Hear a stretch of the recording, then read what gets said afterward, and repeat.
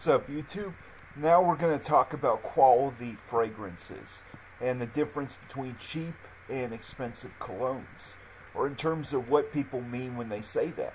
So, overall, it all depends on the quality of the ingredients that they are using to make the fragrance. And where you see a lot of cheap scents, they have a lot of very volatile chemicals that give you a heavy top note. And then you have almost no dry down because there's very little high quality oil at all. And usually, like, a lot of those scents will smell cheap and synthetic.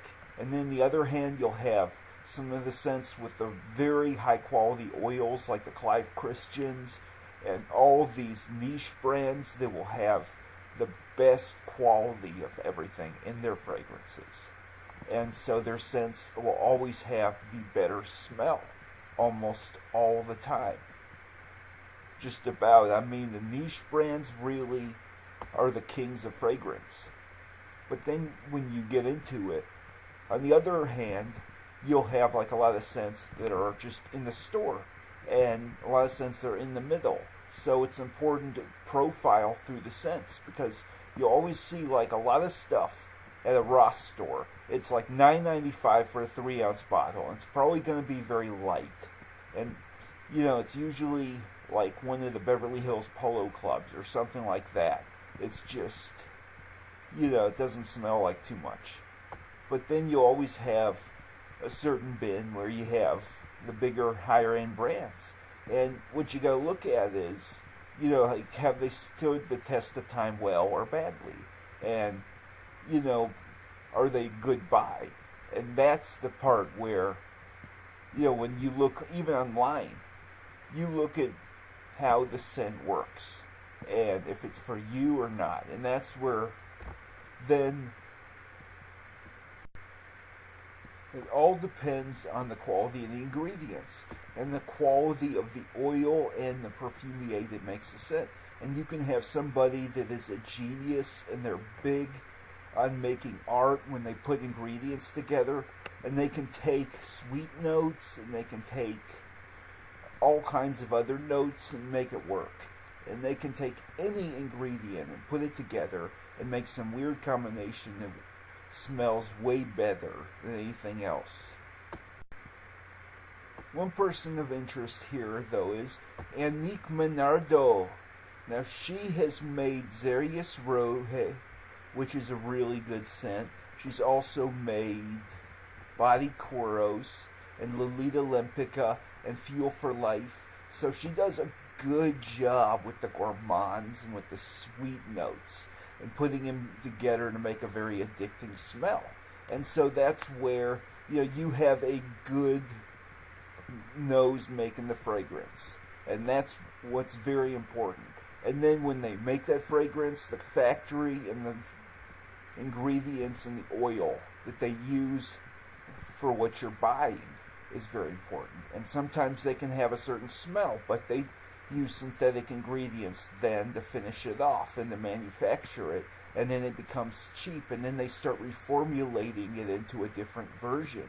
And then if you don't have the vintage juice, it's a totally different smell when you're looking for the best part, because sometimes they turn around, they water something down, change down the notes, and then it's just not interesting anymore.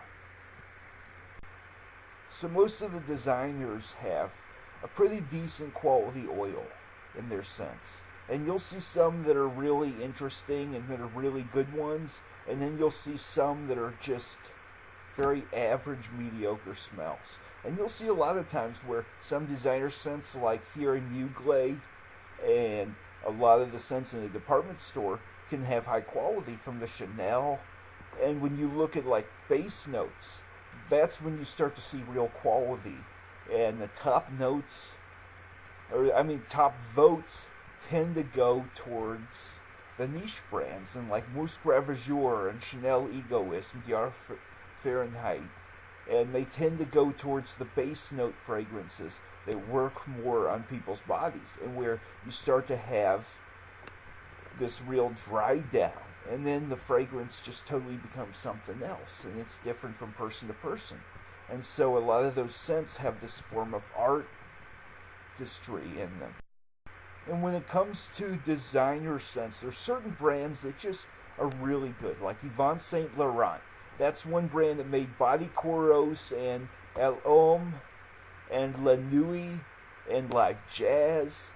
And they have Coros too. It's a very vintage scent, but Laurent is a really good brand, and that's one of them that's really good. And Nautica's done a pretty solid job in a couple of their releases, so they do a good job with fresh fragrances and actually have a fair amount of staying power for aquatics.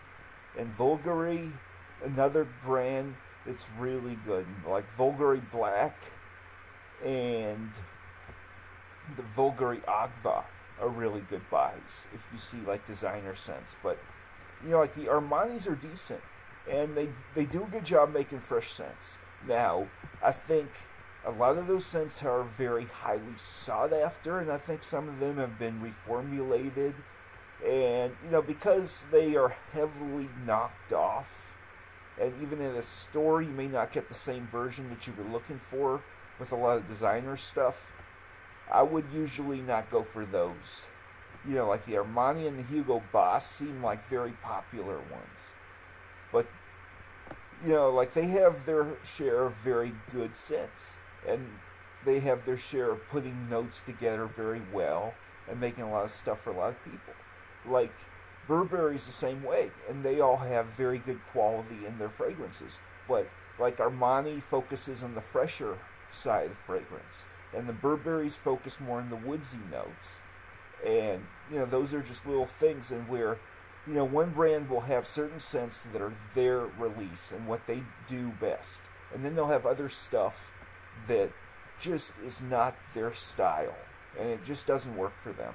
And when like the Gucci's start making very fresh scents, or the Burberry's start really making very forgettable lighter fragrances, it just totally becomes non-existent brand. And it's a great brand, but not everything that your clothing brand or fragrance brand has will appeal to you. And you're going to find that all different brands work differently, and they can have good and bad releases. And sometimes they'll turn around and they'll suddenly realize everybody wants their brand, and so they start making a lot of stuff in a short period of time. They don't put a lot of energy in and on it, and it's just junk. But the problem is a lot of these colognes are pushed very aggressively and ambitiously, and people will really try and advertise it, and like it'll smell very good in a magazine, but then it doesn't work on a lot of people's skin. And then you find that a lot of these colognes are very heavily pushed out there because they're money grabs, and they're trying to push it at people, and they're trying to appeal in some way. And so you find that some scents have a lot of this advertising, and then when people actually smell it, it's like nothing. And then sometimes there's certain scents where you get two perfumiers, and they're like together they make a dynamo scent. It just depends on how something works.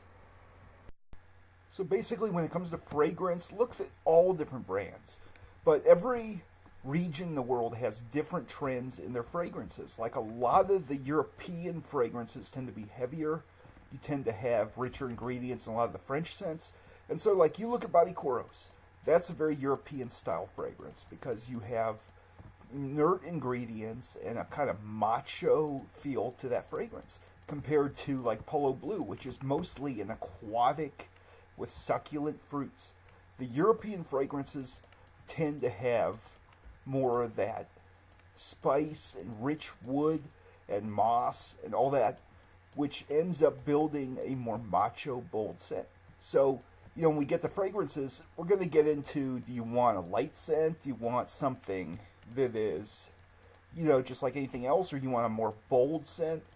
And that's where you end up looking at lots of different brands, because like the bold scents tend to sell more in the European market, and a lot of the mossy and the semi-chapeur kind of rich scents just don't sell as much in the United States because everybody wants to wear Acqua di Gio and Polo Blue and all the fresh citrus.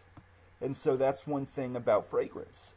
And when you see certain sense, like the Gucci company traditionally made very European style fragrances with. Like they had a lot of exotic ingredients in Envy, and then they had some tea and rich woods in Gucci Pour Homme too. And then all of a sudden, they make Gucci Sport and Gucci Guilty. They make a woody floral musk and an aromatic, and they're starting to make fresher scents to sell in the American market. Whereas you look at like Giorgio Beverly Hills and scents out of the 80s, a lot of them tend to have more of a rich boldness to them. And they tend to be more like powerhouse scents. So that's one thing about it. Like the 80s tended to be where a lot of fragrances took off. And you started to have this powerhouse feel. You had Alfred Sung making a soapy fragrance. He started to put soapy ingredients to make fresh and clean smells. You had Drac Renard using rich spices to make an aromatic fougere. They had a lot of sensuality. And you started to have Joe Baume coming out with the Gourmands. So in the 80s, this is where everything started to diversify. And like Joe Baume has that powerhouse feel to it. There's no question about that. It's a strong, heavy kind of scent. But you had a lot of bold fragrances out of the 80s. And then in the 90s, people started to realize that's just too strong. And so they wanted to have, much fresher, more aquatic and citrus. And so like you see Giorgio Beverly Hills, he makes the green version early in the 80s and the red in the 80s. And those are bold scents. And then in the 90s, he makes Wings for Men, which smells a lot like Cool Water. And so the Cool Water and the big aquatic, fresh, outdoorsy kinds of scents took off. And that's where, like, if you collect, you'll get scents from all different time periods. And there's good and bad everywhere you go. And every brand will have, just about every brand, not every brand, but a lot of brands will have some good and bad releases. And you have some brands like Guerlain and Chanel that have pretty solid releases just about every time. And you have some brands like Beverly Hills Polo Club and a lot of the cheap stuff that you see in the discount bin. It's just all watery. So it's important to collect a variety and have lots of different stuff. Now when it comes to fragrances too, it's good to have a little of everything. Like Oriental scents is a very broad category, and there's so much different of a variety. And some of the Oriental scents smell very fruity, and you have very fruity smelling spice, and it may be sweet spice. It all depends. Like you can use cinnamon in a fragrance, and in 1 million it kind of gives that candied cinnamon and gives it a fresh tone. And then you start to use it in other fragrances, and it gives warmth. And now the Oriental category, you can get so many different types. Like you can get the exotic Orientals that aren't overly powerful, but they have a lot of exotic ingredients, and that's why it's Oriental. The other ones are the more warm Orientals, and they have the sweet warmth to them with the amber and the tonka bean. And this is where in this category you can get bold scents, you can get very feminine scents, you can get very sweet nighttime fragrances. It really has a lot of very diverse stuff. And like in one side you have a soapy, clean gourmand like Le Male that has this very fresh and clean tone to it. And then the other end you have a sweet, kind of a refined, very sensual chocolate scent like Amen. And then in other types of Orientals you can end up with resins and musk and all kinds of ingredients that are very rare in fragrance. Where you have this rich boldness. And that's where the Oriental scents, can be loved and hated at the same time. And so one of the things, now with Chapeur scents are more refined. And they're drier. They tend to have this heavy boldness with the moss and laudanum, and so it kind of gives a dry woods. And so in certain cases, and they put that with leather, they have some old-fashioned scents and some vintage scents that are good. And there's some of the Chapeurs that are very, very outdated, and they do not work. So it all depends. Like the Chapeur category has some scents that are very old that have been reformulated and they smell horrible. And then you have some that are just really nice, spiffy scents that have great dry downs. So like I got the Gucci by Gucci, and that was a good one, and I had good chemistry with that. But you can see some stuff at like a Ross store that was made in the 70s. It's very cheap, and it's been destroyed since they reformulated it. You know, and like with the leather category, you can see the good, the bad, the ugly. You know, you see a good scent like John Varvatos, and then you see junk like English leather and British Sterling. And a lot of these fragrances have way too much musk and leather, and just they've been destroyed because their ingredients are strong. And so, you know, different fragrances have come along and replaced others. And like in the 2000s, the woodsy scents started to come in, and the Fougere, and they started to build on the 90s stuff. And they took, you know, more warm notes, but they would make a scent that's in the middle. And it's not too heavy like a nighttime scent, but it's not like a light daytime scent.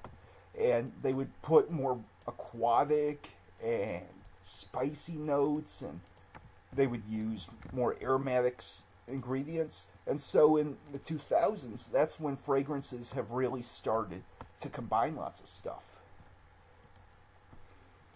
And so like woodsy scents, for example, this is also another category. Woodsy scents can be very soothing, and they can be very calming depending on the type of woods. So, you know, like if you look at sandalwood and patchouli, different notes will smell totally different, but it all depends on how it's used. Like you get some good scents that have a touch of wood, and they have this freshness, and they smell very good. And then you have some scents that have very rich woods, like John Varvatos, where you have this rich wood and leather and just a touch of vanilla. And you really have all different types. And you can have more of the agar wood, this kind of exotic agar wood, like a lot of the niche brands have done that, and a lot of the better woodsy fragrances start to use agar wood, and they start to use more exotic woods, whereas a lot of the department store brands will use Brazilian rosewood and sandalwood and cedar, and those are the woodsy notes they're going to use. And if you get a niche brand, they're going to turn around and they're going to get better quality notes, and so you're going to like how it smells much better because it's going to work in your skin better. And that's just a few things about every genre. It all depends on the quality of the oils that they choose to use. And a lot of the fragrances, like English leather, once smelled phenomenal. Then they reformulated. They said, people aren't buying this, we're just going to make it cheap. And all of a sudden, it smelled like mothballs because the ingredients were different. And you can get a scent that's a phenomenal niche brand. You go to eBay to buy it. You pay $80 versus $200 for the bottle. All of a sudden you get it, and it's the worst smell in the world. And the notes are just like cheap soap. And, you know, even in the stores, you can find scents that are knocked off because they were once great fragrances. But then they reformulated it. And when they reformulated it, you get the top notes and no dry down. You get a very cheap, basic version of something that you were expecting more from. And even in a store, you will find reformulated stuff. Like, I go to base notes, I look at reformulations and make sure that if I like something, it's not out of its heyday. But it's very important, like, a lot of fragrances will hit a high point. They'll sell, and then when they stop selling, people reformulate them. And then all of a sudden, it's a cheap juice. So, you know, this is just a guideline, and watching